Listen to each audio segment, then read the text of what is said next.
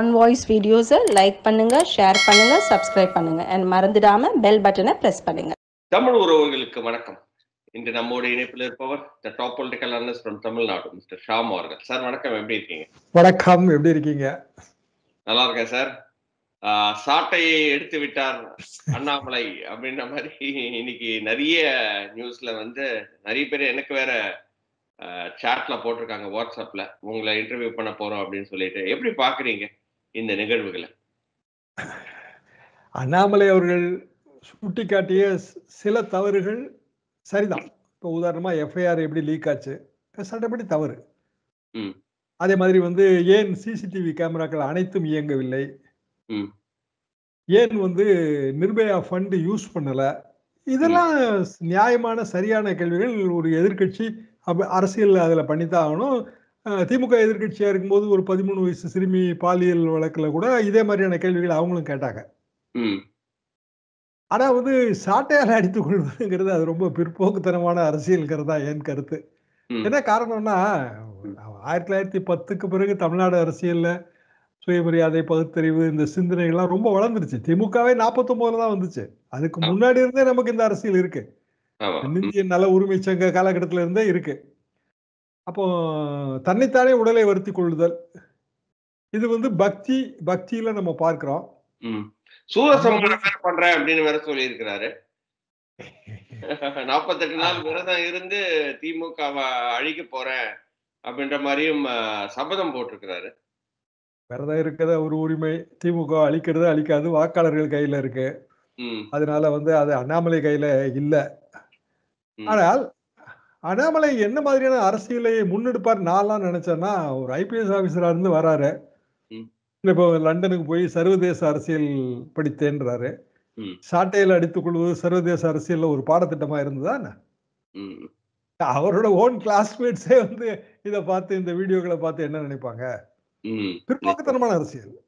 வடநாட்டுல கூட ஒரு இந்துத்துவா அதிகமாக இருக்கிற மத்திய பிரதேசம் மாதிரியான மாநிலங்கள்ல கூட சாட்டையால் அடிச்சு யாரும் தன்னைத்தானே வருத்தி கொண்டு அது ஆளுங்கட்சிக்கு விழுக்கிற சாட்டை அடின்னு சொன்னதா சரித்திரம் இல்லை. எனக்கு தெரிஞ்சு ஒரு தலப்பாக கட்ட மாட்டேன், தாடி வளர்ப்பேன்னு பீகார்ல துணை முதல்வராக இப்ப இருக்கிறவர் சொன்னாரு.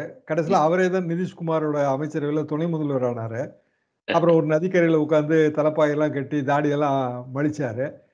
அதுக்கு பிறகு வந்து அவரே இப்போ வந்து நிதிஷ்குமார் தலைமையில தான் நாங்க கூட்டணியா இருக்கிறோம் அப்படின்னு அவர் பெர்மனன்ட் டெப்டி சிஎம் போஸ்டுக்கே தயாரா இருக்காரு. சரி, ஒருவேளை கவன ஈர்ப்பா இருக்குமா சார்? கவன ஈர்ப்பு, அதாவது திமுக எதிர்ப்பு வாக்கு வங்கி முழுமையா தன் பக்கம் வரணும்னு நினைக்கிறாரு.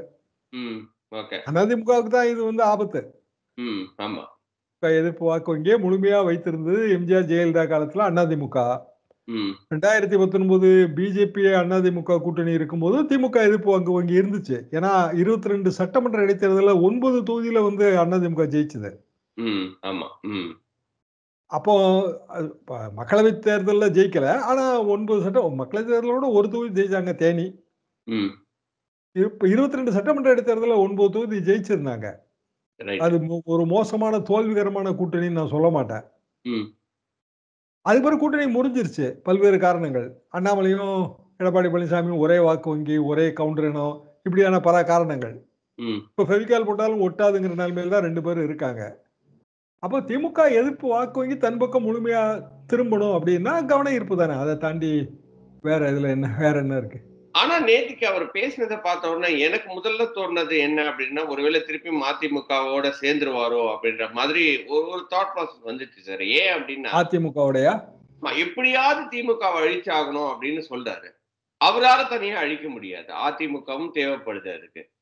ஸோ அதனால வந்து இந்த காம்ப்ரமைஸ்க்கு பின்னாடி இப்படி ஒரு தாட் ப்ராசஸ் இருக்குமோ? ஏன்னா வந்து இபிஎஸும் நேரா போய் அமித்ஷாவை சந்திக்க போறதா ஒரு நியூஸ் எல்லாம் வருது. ஸோ அதனால வந்து பேக்ரவுண்ட் நியூஸ்ல வந்து ஓகே, நம்ம இப்படி பண்ணி சரி வேற வழி இல்லை, நம்ம போய் சேர்ந்தாதான் இதை வந்து அழிக்க முடியும், திமுக அழிக்க முடியும்னு நினைக்கிறாரோ? அதுக்கு இருக்கிற பேக்ரவுண்ட் தானோ இந்த விஷயங்கள்னு திடீர்னு எனக்கு தோணுச்சு. இருக்கலாம், அரசியல்ல வாக்கரசியல்ல எது வேணாலும் நடக்கலாங்க. உண்மையிலேயே வந்து கூட்டணிங்கிறது வசதிக்கேற்ப அமைத்துக் கொள்வதுதான். அரசியல் என்பதே வந்து விசித்திரமான படுக்கையறை நண்பர்களை கொண்டதுதான். பெர்னாட் ஷா சொன்னது இது. நாளைக்கு அதிமுக பாரதிய ஜனதா கூட்டணி எல்லாம் ஏற்படாதெல்லாம் சொல்ல முடியாது. ஏற்படும் போது அண்ணாமலை என்னவா இருக்க போறாருங்கிறது தான் கேள்வி. ஏன்னா தேசிய கட்சி, மாநில தலைவரும் அவங்க மாத்திட்டே இருக்காங்க, எல்லா தேசிய கட்சியும். இப்ப அண்ணாமலை ஒரு முள்ளாக இருப்பாருன்னா தேசிய தலைமை அவர் தூக்கி எறிஞ்சிரும். கரெக்ட். அதை காம்ப்ரமைஸ் பண்றதுக்கு தான் வந்து அவர் இந்த மாதிரி ஒரு பலவித மக்களை வந்து திசை திருப்பி கடைசியில வந்து வேற இல்ல நம்ம திமுக வழிக்கணும் அப்படின்றதுனால அந்த ஒரு உடன்பாடுக்கு வருவாரோ அப்படின்னு எனக்கு தோணுச்சு. ஏன்னா இது கொஞ்சம் அந்த மாதிரி, அதாவது நீங்க சொன்ன மாதிரி ரொம்ப ஓவர்.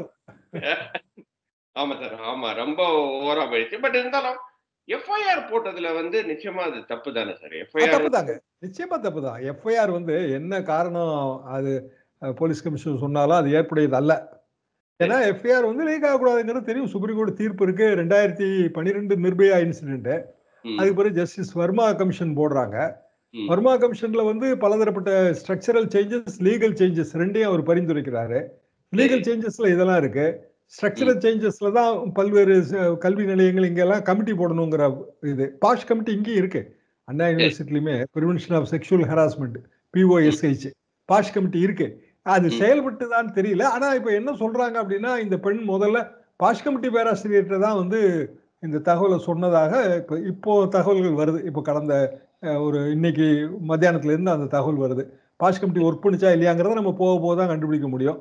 ஆனா அடிப்படையில இப்படி இந்த பெண்ணை மனசங்கடப்படுத்துறது மூலமாக நாளைக்கு இப்படி ஒரு இன்சிடென்ட் நடந்தா பாதிக்கப்பட்ட பெண் புகார் கொடுக்கவே முன் வர மாட்டாங்க. ஆமா, நிச்சயமா. ஆமா, இது அரசியல் பண்ணிட்டீங்க அப்படின்னா சரி இது நம்மள அசிங்கப்படுத்திடுவாங்கன்னு தானே எல்லாரும் நினைப்பாங்க.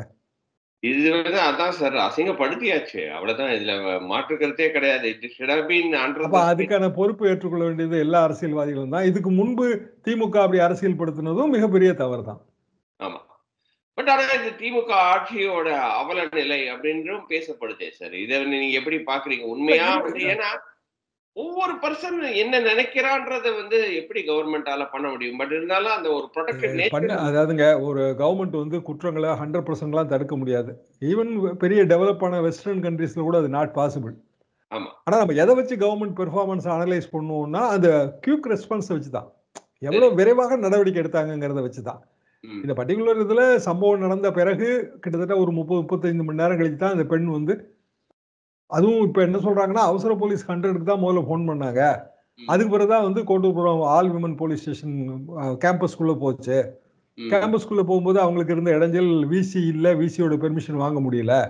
அப்புறம் கேம்பஸ்குள்ள போய் அவங்க விசாரிக்கும் போது பாஷ் கமிட்டியில புகார் இருக்கிறது தெரிய வந்துச்சு. உடனே குயிக்கா நடவடிக்கை எடுத்திருக்கு. அடுத்த 50 பேரை வந்து அடுத்தாப்புல உடனே கொண்டு வந்து விசாரிக்கும் போது இந்த சம்பந்தப்பட்ட நபரும் அதுல ஒருத்தர். அவரை வந்து விசாரணை முடிஞ்சு 50 பேரையும் அனுப்பும் போது அவர் அப்படியே வந்து நம்ம மேல எந்த யாரும் ஒன்றும் சந்தேகப்படலைன்னு சொல்லி இந்த மொபைல் போன்லாம் அப்படியே வச்சிருந்தாரு. திருப்பியும் வந்து அவரை பிடிச்சு அவரோட அந்த ஷர்ட்டை ஐடென்டிஃபை பண்ணி அந்த ஷர்ட்டை வந்து இந்த பாதிக்கப்பட்ட பெண்கிட்ட காமிச்சு அதுக்கு ஓகே ஆன பிறகு ஷர்ட்டை கைப்பற்றிட்டு மொபைல் போனையும் கைப்பற்றணும். அது பிறகுதான் அரசு நடந்தது. இது எல்லாமே வந்து ஒரு 20 மணி நேரம் இடைவெளிக்குள்ளேயே எல்லாமே முடிஞ்சிருச்சு. ஸோ அதிகாரிகள் தரப்புல குயிக் ரெஸ்பான்ஸ் இருந்துச்சு. அரசியல் பண்றதுதான் தவறு. இப்போ பொள்ளாச்சி பாலியல் பலாத்காரத்துல எங்க குயிக் ரெஸ்பான்ஸ் இருந்தது? அது வந்து மாஸ் ரேப் இல்லையா? ஏகப்பட்ட பேர் அதுல இன்வால்வ் ஆயிருந்தாங்க, ஏகப்பட்ட பெண்கள். வீடியோ வரலைன்னா அது வெளியிலேயே வந்திருக்காதே. இப்படியான வாதங்கள் வைக்கிறாங்க. பட் எது எப்படி இருந்தாலுங்க ஒரு வளர்ந்த நாகரிகமான சமுதாயத்துல இது வந்து மிகப்பெரிய குற்றம், தவறு. ஆனா இப்படியான தவறுகள் ஏன் நடக்குதுன்னா உளவியல் ரீதியாக நம்ம சரியான முறையில நம்ம சமுதாயத்தை பண்பட்டதாக, மேம்படுத்தப்பட்டதாக வளர்க்கலையோங்கிற ஒரு சந்தேகம் தான் எங்களை மாதிரியான மூத்த பத்திரிகையாளர்களுக்கு வருது. ஆஃப் லேட் இது அதிகமான மாதிரி எனக்கு தெரியுது. அதுல டவுட்டே கிடையாது சார். அதாவது வந்து நம்ம எப்படி மேம்பட்டு வரோமோ அதே சமயத்துல அந்த ஒரு எஜுகேஷனும் சேர்ந்து வரணும் இல்லையா? அந்த எஜுகேஷன் இப்போ ஒரு வெறுமனே கை நாட்டு மட்டுமே வைக்கப்பட்டு கொண்டிருந்த எங்கள் காலத்துல இப்படியான சம்பவங்கள் நடக்கலையே. ஆமா. அதாவது சைல்டு அபியூஸ் உதாரணமா அதெல்லாம் கேள்விப்பட்டதே கிடையாதுங்க. பொதுவாக நில உடைமை சமுதாயத்துல நிலத்துல பணியாற்றுகிறவர்களுக்கும் நிலக்கிழார்களுக்கும் இடையே இந்த மாதிரி சம்பவங்கள் நடந்ததை கிராமங்கள்ல கேள்விப்படுவோம். ஆமா.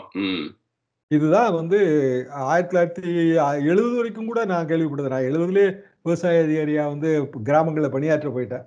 அது வரைக்கும் நான் கேள்விப்பட்டதெல்லாம் இதுதான். அதுக்கு பிறகு அங்கொன்றும் இங்கொன்றுமாக நடக்கும். இப்போ ஆஃப்லைட் வந்து இந்தியா முழுவதும் நிறைய நடக்கு. இப்போ ஹத்ரஸ் சம்பவம் உத்தரப்பிரதேசம் படுமோசமான ஒரு சம்பவம். அரசாங்கம் அதுல மூடி மறைக்க முயற்சி செய்தது. இப்போ உதாரணமா இதை எப்படி பாருங்க, இந்த பெண் வந்து கம்ப்ளைண்ட் கொடுத்தாச்சு. கொடுத்த பிறகு ரகசிய விசாரணை மட்டுமே நடந்திருந்தால் இது வெளியிலேயே வந்திருக்காது. ஆனா அதுல டிரான்ஸ்பரண்டா தானே இருந்திருக்காங்க. நிச்சயமா டிரான்ஸ்பரண்டா. ஏன்னா கவர்மெண்ட் நினைச்சிருந்தா மூடி மறைச்சிருக்கலாம். இது வந்து ஒன்றும் சிரமமே இல்லை. ஏன்னா காரணம் என்னன்னா இதை வெளிப்படுத்த வேண்டிய அவசியமே இல்லை. இன் கேமராவே விசாரிக்கலாம், சட்டம் அனுமதிக்குது. அண்ணா யூனிவர்சிட்டி ஒரு பாஷ் கமிட்டி இருக்கு, prevention of sexual harassment committee இருக்கு. கமிட்டிட்ட கம்ப்ளைண்ட் கொடுத்துருக்கு. அதை மட்டுமே வைத்து விசாரித்திருந்தால் எஃப்ஐஆர் போட்ட பிறகு தானே இது வெளியில வந்துச்சு. நிச்சயமா 100% எஃப்ஐஆர் போடணும்னு கண்டிப்பான கட்டாயம் இல்லைங்க. இந்த மாதிரி சம்பவம், இந்த சம்பவத்துல வந்து இப்படியான பாதிப்புகள் இருக்கு, இது மாதிரியான வேற சம்பவங்களும் நடந்திருக்கு. ஸோ வந்து ஒரு காலகட்டம் வரைக்கும் நாங்கள் சீக்கிரசியை மெயின்டைன் பண்ண வேண்டிய கட்டாயம் இருக்கு அப்படின்னு மேலதிகாரிகள்கிட்ட பெர்மிஷன் வாங்கி, அதாவது டிஜிபி ரேஞ்சு கமிஷன் ரேஞ்சில் பெர்மிஷன் வாங்கியே இதை கொண்டு போயிருக்கலாம். ஆனா ஓரளவுக்கு எனக்கு தெரிஞ்சு இது டிரான்ஸ்பரண்டா தான் நடந்திருக்கு. அரசாங்கம் மேல நம்ம குறை சொல்லலாம், அதுக்கு உரிமை எல்லா எதிர்கட்சிகளுக்கு இருக்கு. இப்ப ஆர்ப்பாட்டம் அதிமுக ஆர்ப்பாட்டம் நடத்தும் போது அதெல்லாம் சரிதான். ஆனா அந்த ஆர்ப்பாட்டத்தின் ஒரு பகுதி சாட்டையால் எடுத்துக் கொள்ளுதல் அப்படின்னா அது ரொம்ப அபத்தமா நான் ஃபீல் பண்ணேன். ரைட். அதே சமயத்துல ஓகே, நம்ம கவர்னன்ஸை குறை சொல்றோம் சார். இந்த சைடுல நம்ம திமுக கட்சின்னு இருக்கு, கட்சி ரீதியா வந்து அவர் வந்து செயல்பட்டு இருக்கிறாரு அப்படின்ற மாதிரி குற்றச்சாட்டுகளும் வருது. இங்க திமுக கட்சி வந்து கில்லிங் இன் சைலன்ஸ் பண்றாங்களோ, இந்த விஷயத்த பெருசா வந்து எதை பத்தியும் அதை பத்தி நடக்காத மாதிரியே போறாங்களே அப்படின்ற ஒரு குற்றச்சாட்டு இருக்கு. அது எப்படி சார் பார்க்க? நடக்காத மாதிரி போறாங்கன்னு சொல்ல முடியாது. ஏன்னா வந்து அட்மினிஸ்ட்ரேஷன் சைட்ல நடவடிக்கை எடுக்கப்பட்டிருக்கு. சம்பந்தப்பட்ட நபர் திமுகவை சேர்ந்தவராகவும் கூட இருக்கலாம். என்னன்னா சமூக விரோதிகள் எப்போதுமே ஏதாவது ஒரு அரசியல் கட்சியில புகலிடம் வச்சிருப்பாங்க. ஆனா இதுல திருப்பி என்ன சொல்றாங்கன்னா, அந்த ஒரு இன்விடேஷன் லீக் ஆச்சு இல்லைங்களா, அந்த இன்விடேஷன்ல இருக்கிற இந்த சம்பந்தப்பட்ட நபர் பெயர் கொண்டவரே வந்து இது நான் தாங்க இந்த இன்விடேஷன்ல இருக்கிறேன், என்னோட இந்த அந்த மீட்டிங்ல நடந்த போட்டோஸ் அதெல்லாத்தையும் அவர் காட்டுறாரு. இதுல இந்த இன்விடேஷன்ல இருக்கிறது என்னோட பெயரு, நான் வந்து இந்த மீட்டிங் ஆர்கனைஸ் பண்ணிருக்கேன், நான் வந்து இந்த பகுதியில வந்து கட்சியில இந்த அளவுக்கு ஆக்டிவா இருக்கிறேன்னு அவரு ஒரு மேட்டர் சொல்றாரு. அதாவதுங்க இதுல வந்து இந்த கட்சியை சேர்ந்தவங்க அந்த கட்சியை சேர்ந்தவங்கன்னு பார்க்க வேண்டாம். யாருக்கு நிவாரணம் கிடைக்கணும்? பாதிக்கப்பட்ட பெண்ணுக்கு. அந்த நிவாரணத்தை நாம் வந்து அதை நோக்கி பயில்றோமா, இல்ல வந்து அப்படி இல்லாம இதுல நமக்கு அரசியல் லாபம் கிடைக்கணும்னு போறோமா? இப்போ அண்ணாமலை முதல்ல இங்க வந்தப்ப தஞ்சாவூர் டிஸ்ட்ரிக்ட்ல எங்க எல்லாருக்கும் நல்ல தெரிஞ்ச ஊர் தாங்க. அந்த ஊர்ல ஒரு Christian school, nearly 150 years old Christian school. அதுல ஒரு பெண் தற்கொலை பண்ணிடுச்சு. +1 +2 படிக்கிற பிள்ளை.